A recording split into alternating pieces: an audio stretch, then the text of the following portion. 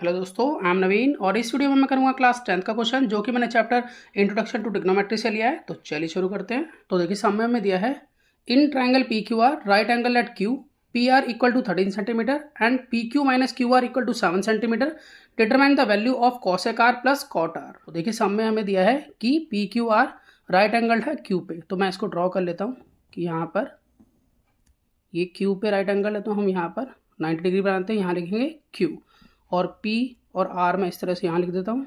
और आगे हमें बताया है कि पी आर 13 सेंटीमीटर है, तो यानी कि इसकी हाइपोटेनस 13 सेंटीमीटर है और P Q minus Q are 7 centimetre है। तो मैं यहाँ पर इसे लिख लेता हूँ कि यहाँ पर हमें मालूम है कि पी क्यू में से अगर क्यू आर को लेस करते हैं तो 7 सेंटीमीटर के इक्वल आता है। मैं यहाँ पर क्यू आर मुझे मालूम नहीं है तो मैं इसे एक्स मान लेता हूँ। तो मैं लिख लेता हूँ कि लेट क्यू आर, मैंने मान लिया है कि ये एक्स सेंटीमीटर के इक्वल है और हमें यहाँ पर कॉसेक आर और कॉट आर का सम निकालना है। तो अब यहाँ पर हम पहले इसको सॉल्व कर लेते हैं। तो देखिए यहाँ पर मैं इसको रीराइट कर सकता हूँ कि P Q minus Q are को मैंने एक्स लेट किया है, तो यहाँ लिखूँगा एक्स इक्वल टू 7। अगर मुझे पी क्यू निकालनी हो तो ये जो एक्स है माइनस का, इसको मैं राइट में शिफ्ट करूँगा, तो मैं यहाँ पर लिख सकता हूँ P Q equal to 7 plus X. देखिए जैसे कि हम जानते हैं कि पी क्यू आर एक राइट एंगल ट्राइंगल है, तो राइट एंगल ट्राइंगल के अंदर हम पाइथागोरस थ्योरम को फिट कर सकते हैं।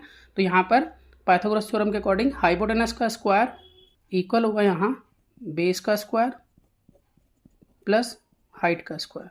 मैंने हाइपोटेनस को एच वाई ही लिखा है, पूरा नहीं लिखा। अब देखिए एच वाई यानी कि हाइपोटेनस ये है हमारी पी आर, तो मैं यहाँ पर लिख सकता हूँ कि पी आर इसका whole square equal to base है हमारा क्यू आर, तो यहाँ पर मैं लिखूँगा क्यू आर का होल स्क्वायर प्लस हाइट है हमारे यहाँ पर पी क्यू, तो यहाँ लिखेंगे पी क्यू का स्क्वायर। ब्रैकेट में हम यहाँ मेंशन कर देंगे बाय पाइथागोरस थ्योरम। अब देखिए अब हम यहाँ पर पुट करेंगे पी आर हमें मालूम है कि 13 है, तो मैं यहाँ पर 13 लिख सकता हूँ इक्वल टू क्यू आर मैंने अभी माना था एक्स के इक्वल, तो इसे मैं एक्स लिखूँगा प्लस पी क्यू क्यू हमारा यहाँ पर है 7 प्लस एक्स, तो मैं यहाँ लिखूँगा 7 प्लस एक्स का होल स्क्वायर। अब देखिए 13 का स्क्वायर होता है 169 इक्वल टू ये एक्स स्क्वायर ऐसी है अभी, यहाँ पर ए प्लस बी का होल स्क्वायर का फॉर्मूला लगेगा। तो देखिए ए प्लस बी का होल स्क्वायर ये होता है a square plus 2ab plus b square. तो इस फॉर्मूले का हम यूज़ करेंगे इसको सॉल्व करने के लिए। तो हम यहाँ पर लिख सकते हैं कि 7 का स्क्वायर प्लस 2ab ए 7 है और b x है प्लस b का स्क्वायर यानी कि x का स्क्वायर। अब हम इसको यहाँ और सॉल्व कर लेते हैं। तो देखिए यहाँ 169 ऐसे डिज है, यहाँ पर एक्स स्क्वायर प्लस 7 का स्क्वायर 49 प्लस 7 टू जा 14, यहाँ तो 14x होगा प्लस एक्स स्क्वायर।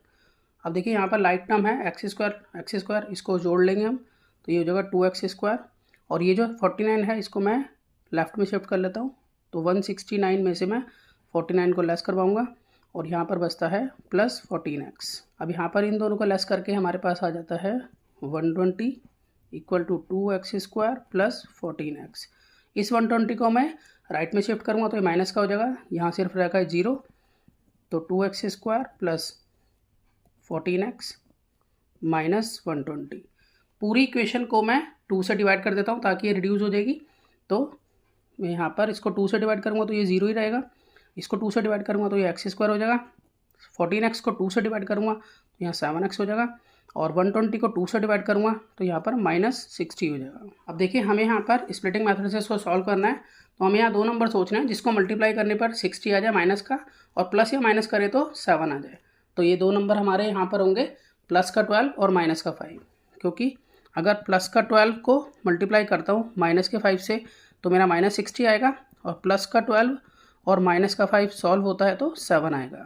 तो यहाँ पर मैं इसको लिख लेता हूँ 0 equal to X square plus 12x minus 5x minus 60, 0 equal to, अब आप यहाँ देखें दोनों में x कॉमन है तो यहाँ x कॉमन आ गया, इधर से बचा 1x प्लस का साइन, इधर से बचा 12। इन दोनों में देखें तो -5 कॉमन है, इधर से बचा x और इधर से बचा +12। अब अगर हम पूरे में देखें यहाँ पर तो x प्लस 12 कॉमन मिल जाता है और बच जाता है x माइनस 5।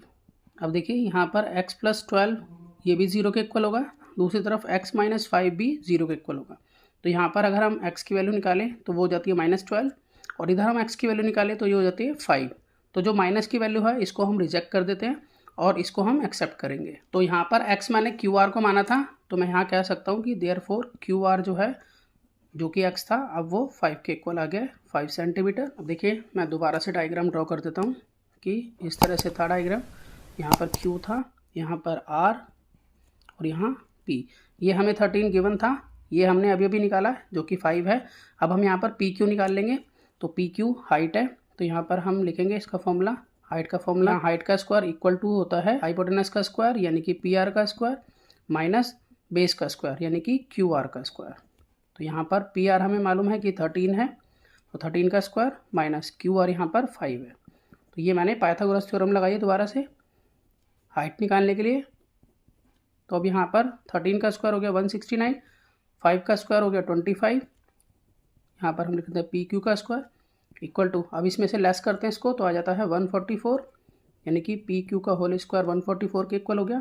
तो PQ निकालने के लिए हम रूट चढ़ा देंगे 144 पे, तो 144 का स्क्वायर रूट होता है 12, तो 12 सेंटीमीटर जो है ये हमारा PQ आ गया। अब देखिए क्वेश्चन में हमसे ये पूछा था कि हमें निकालना है कि cosec R plus cot R इसका सम क्या होगा, हमें क्वेश्चन में ये निकालना है।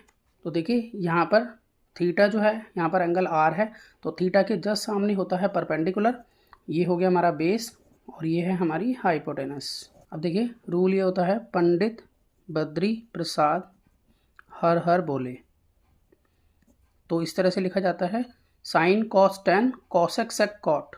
तो यहाँ पर हमारा कॉसेक आएगा, तो कॉसेक जो है वो किसके इक्वल होगा, ये होगा H/P के इक्वल।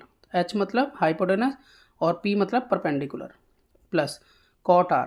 अब यहाँ पर भी R ही थीटा है, ठीक है, तो परपेंडिकुलर यही रहेगा और बेस यही रहेगा। कॉट होता है B/P, तो B जो है वो यहाँ पर बेस है, ठीक है, पहले हम लिखेंगे B और P मतलब परपेंडिकुलर है। अब हम यहाँ पर हाइपोटेनस पुट कर देंगे, तो हाइपोटेनस हमें मालूम है कि 13 है, तो यहाँ 13 आएगा, P परपेंडिकुलर यहाँ पर 12 है अपॉन 12 प्लस अब B मतलब बेस है यहाँ पर 5 और परपेंडिकुलर यहाँ पर है 12। तो देखिए डिनोमिनेटर सेम है तो हम इजीली इसको ऐड कर सकते हैं। यहाँ पर हम 12 लिखेंगे, यहाँ 13 प्लस 5, तो इस तरह से यहाँ हो जाता है 18/12। तो कटिंग कर लेते हैं, यहाँ पर इसको लोएस्ट फॉर्म में कन्वर्ट कर लेंगे, तो 2 9 जा और 2 6 जा, फिर यहाँ 3 से कटेगा 3 3 जा और यहाँ 3 2 जा। तो इस तरह से 3/2 जो है वो इसका आंसर आ जाता है। तो हम कह सकते हैं कि cosec R plus cot R का सम 3/2 होगा। तो मैं आशा करता हूँ कि आपको सम समझ में आया होगा। इसी तरह के बहुत से सम्स क्लास 10th के लिए पहले से अपलोड है, आप उन्हें देख सकते हैं। तो मिलते हैं नेक्स्ट वीडियो में और नए सम के साथ, तब तक के लिए गुड बाय।